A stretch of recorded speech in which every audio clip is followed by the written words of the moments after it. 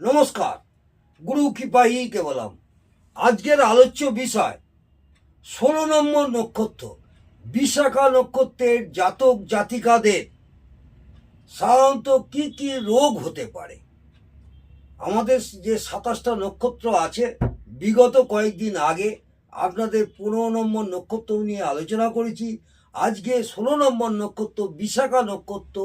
এই বিশাখা নক্ষত্রের অধিপতি গ্রহ হচ্ছে দেবগুরু বৃহস্পতি। এই বৃহস্পতির নক্ষত্রে জাতক জাতিকাদের সাধারণত কি কি রোগ হতে হয়, কি কি রোগ সাধারণত দেখা যায় বা হওয়ার সম্ভাবনা থাকে, সেই নিয়ে দু চারটি কথা বলছি। এদের সাধারণত দেখবেন টিউমার এবং ইনসুলিনের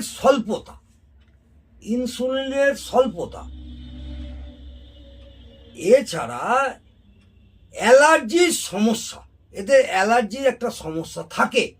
কিডনির সমস্যা, কিডনিতে যে কোনো রকম সমস্যা, প্রস্টেট গ্ল্যান্ড, ছেলেদের যে প্রস্টেট গ্ল্যান্ড হয় সেই প্রস্টেট গ্ল্যান্ড, লোয়ার অ্যাবডোমেনের সমস্যা, তলপেট, যেটা লোয়ার অ্যাবডোমেন বলা হয়, অর্থাৎ তলপেটের সমস্যা, এটা মাথায় রাখবেন। এই সব সমস্যা এগুলো যে কোনো বয়সী হতে পারে। এছাড়া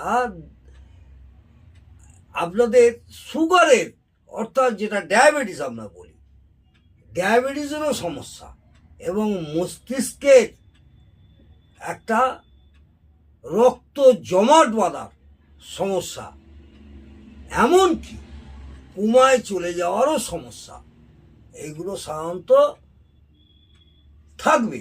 এছাড়া বলবো প্যানক্রিয়াসের গ্ল্যান্ড,